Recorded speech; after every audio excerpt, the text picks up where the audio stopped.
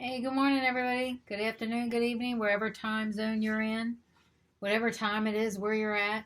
So, if you're new to this channel, welcome, and if you're coming back, thank you for coming back. So today is one of our mindset videos. This is a career wealth building channel. So sometimes we do career videos, sometimes we do mindset videos. We put some training videos out there to help you, give you ideas on new careers. But basically, it's all about building wealth in your life and trying to create passive income so that you can retire wealthy, right? Anyway, I'm going to go off the screen and run my mouth. So becoming a good listener is also part of becoming wealthy. So that's why this is kind of a listening thing. Don't want to lose you, so don't tune out. Okay, so don't leave me. If you're looking to leave already, don't leave, because I know it's tempting. I have a little ADD myself. So some things to do to help your brain. This is going to be short and sweet, y'all, so just stick with me. I'm going to give you some ideas. Most of this you already know. It's common sense, and I just need to send out a reminder that this is some things that we need to do. Spending time in nature helps us become more creative. Looking at the trees and leaves instead of our electronic devices, it helps reduce anxiety, lowers our heart rate, allows our brains to make connections more easily. And spending time in nature, and I'm not referring to a trek in the wilderness, I'm referring to urban green space for about 25 minutes a day, according to the British Journal of Sports Medicine. It sparks present awareness, fuels imagination, and most of us already know it, but again, like myself, we need to be reminded. So we need to be reminded of taking a walk in the neighborhood, especially if you're allowed to work at home now. If you're in the city and you can't necessarily get to nature, then that could be a little bit of a valid excuse. But if you're working at home and you get a chance to get away from the desk, consider it a gift from God, that you are being able to work at home.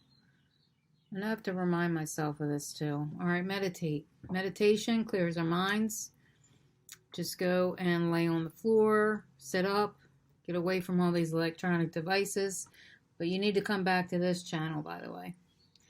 All right, gives your brain the space to observe, reflect.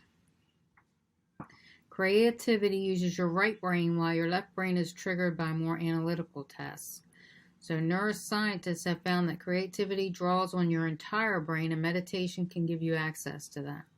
So this intentional practice could be yoga. You can find a yoga video on YouTube. There's apps out there for meditation.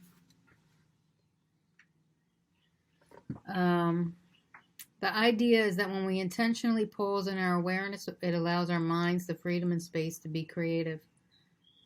So focus on your breathing, get your brain in an alpha state, wakeful state of relaxation, disconnect from ideas. Another thing is to get moving, exercise, even just walking, okay? Our chemicals in our brain releases during physical activity is the activity such as the Miracle-Gro, the water-soluble plant food that helps plants grow bigger. The good part about moving around is it's super simple to do. Sometimes you can just get on a bicycle, take a short walk in between your office. Just find a routine that works for you. If you're a morning person, do the morning thing. I need y'all to stay with me till the end. I got a couple of other ideas, some things that could also help your brain other than this video is not being sponsored, by the way. I just have a couple things that I use to help me with my brain.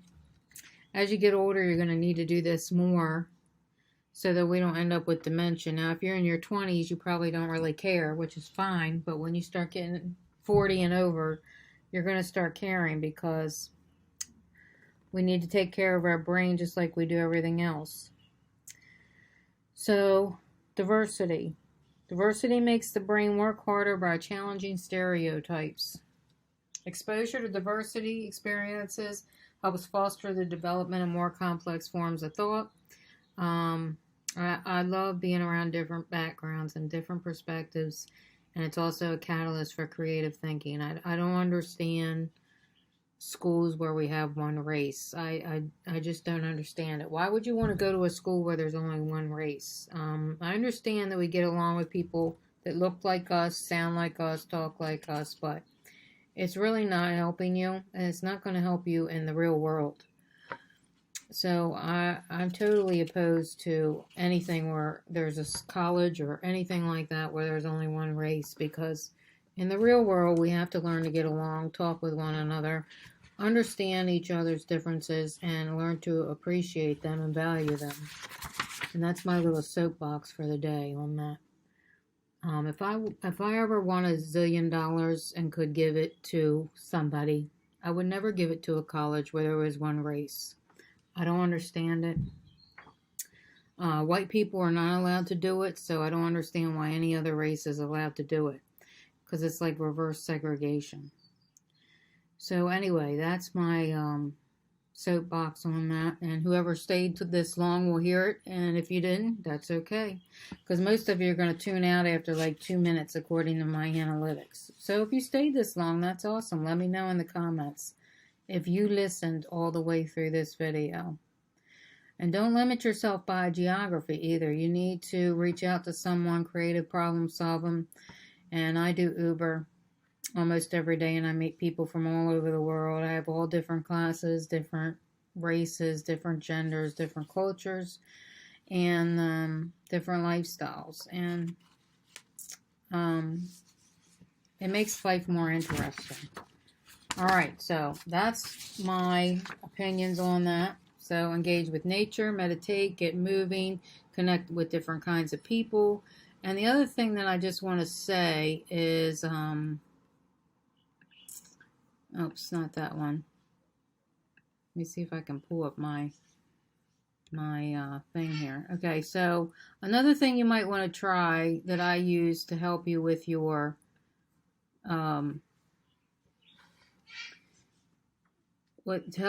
brain is to eat lion's mane and chaga mushrooms. And this is just one coffee that does that. This is the coffee that I take.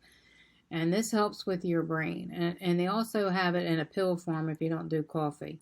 So Paleo Valley has them. And this will last you for a long time, because there's like 120 in here. If you do one a day, I mean, this could last you almost all year. So I know this price looks crazy and everything for somebody who's on a budget, but it ends up being like $144 a year, because this will last you like 120. It will last, if you get 3 bottles, this will last 4 times. It'll last all year. So you're paying $144 for a whole year. They're not sponsoring this video. I'm just trying to give you some ideas on things that will help your brain, other than the things I just said. So that's like, what, 30 cents a day if you break it down. So anyway, it gives you mentally clarity and focus, and it doesn't have any fillers. So these are just my 2 suggestions. If anybody has any more, you can list them below. By the way, it's not sponsored. So anybody who stayed till the end of this video, I appreciate you. Eventually, when I start making a lot of money, I'm going to give out gift cards to whoever stays below. To whoever stays with me all on the entire video. Alright, I'll see you all in the next one. I appreciate you. Thank you.